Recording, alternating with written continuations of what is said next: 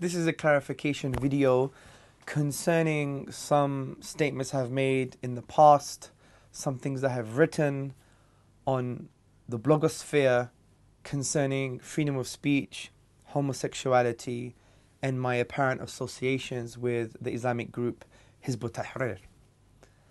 Now, let me discuss freedom of speech. I have written some things down so I could be a bit more clear. And concerning freedom of speech, I have been accused of rejecting the liberty to express oneself. Now, this was based upon a video in the past, and this video was made 5 or 6 years ago, and it's a misrepresentation of my current views. However, my current contentions and even my past contentions were that freedom of speech itself is incoherent. This is discussed in Western philosophy because no one has the absolute liberty and the absolute freedom to express themselves. So I wasn't denying the popular idea of we're free to speak and we must have liberty and we must account governments and we must have progress and we must have the ability to discuss with politicians. This is all essential. What I'm talking about is an abstract philosophical point. Since I'm a student of philosophy, I'm a student of Islamic philosophy, and it's that since there are restrictions to freedom of speech, you can't really call it freedom anymore. So the main discussion we should be having is, how do we restrict the speech if we have to? Because no one denies that we have to. Even in Britain, for example, we have hate speech laws, libel laws, product defamation laws, and there is a whole list of restrictions in Western and secular countries. So since we restrict speech in some cases, when we have to restrict speech, what laws and what values must we use? And that's my main point. So I'm not rejecting the idea that one has the liberty to express themselves, because that's almost a pugnacious point. So I wouldn't make such a point. So it's almost a misrepresentation of my views. I agree that every single human being must be able to express themselves fully, but this expression has to be couched or maintained within a particular framework. Now, the discussion amongst philosophers, whether Western or Eastern, is what is that framework? Now, concerning homosexuality, I have been accused of being homophobic and equating homosexuality with paedophilia. Now, this is a gross misrepresentation of my position and the certain statements I have made concerning homosexuality, particularly a blog post I wrote a few years ago. Now, firstly, I adopt the Islamic as well as the predominant view of most people of the world, most religious people of the world, that homosexual practices are sins in the eyes of God. The case I was making and the point of contention I wanted to raise was that the Islamic, just like many other religions, their moral values are binding and they're timeless. So they're not shifting with the social changes, which is a modernist or modernity perspective on morality and ethics. This is the first point I want to make. Secondly, I do not call for the hatred, violence, or discrimination towards the homosexual community. I have family members who are homosexual, and my treatment towards them is one of cordiality, and this is in keeping with the maintenance of the ties of kingship in the Islamic tradition. Thirdly, homosexuals are human beings. I believe strongly they're human beings with spiritual needs too. And I strongly advocate warm dialogue and discussion between religious people and the homosexual community.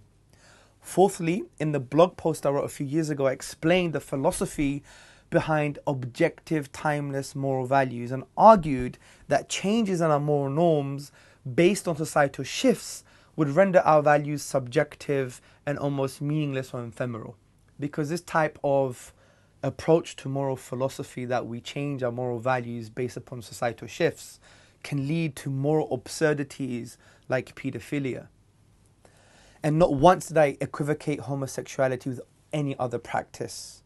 The points I raised were theoretical and philosophical and highlighted an issue in moral philosophy that has been discussed by the likes of David Hume, Immanuel Kant, Nietzsche, and many other Western thinkers. The Islamic Education and Research Academy that I am proud to be part of has some considerable engagement with the LGBT community. Our speakers had a number of fruitful and engaging discussions with them, And this is what iERA is all about: discussion and dialogue, not violence and hatred. In summary, I do not call for any aggression and hatred towards anyone. I believe in helping humanity spiritually and philosophically, and just because I disagree with someone, I would never behave unjustly with them, as this would be a major sin in the Islamic tradition. Concerning my affiliations with the Islamic group Hizb ut-Tahrir, also known as HT, I'd like to say that I was once a member of HT, but I am no longer a member of HT, and my reasons for leaving the Islamic group are based on scholastic and philosophical reasons. So my exit from the group was many years ago now. I think it was 5 or 6 years ago, and I'm no longer part of that Islamic group. In light of what I've just spoken about now, I think it highlights and it strongly indicates the need for not only media outlets but people in the blogosphere and any normal human being to really go to the horse's mouth and really have a positive, frank, nuanced and warm discussion with people that they disagree with, or even people that they agree with. Because sometimes we agree with someone and we don't even know why. It's more of a hunch rather than a philosophical stance or position. And sometimes when we disagree with somebody, it's because where they're from. It's like guilty by association or the way they look. But rather we should have a very warm and frank discussion, which I believe is a key part and a core part of Islamic ethical values. So I think this video just highlights that we have to demystify what people say, and we shouldn't jump on the type of infotainment narrative that has emerged in the last few decades, that our information has to be based on an entertainment factor. That's why we have things like Twitter, which is just over 100 characters. You can't really express yourself. But this is why we are open, we are frank, we are transparent. My contact details are available online, on Facebook, on Twitter, and I'm easily approached and approachable, I hope. So if anything like this happens next time, just speak to me straight away.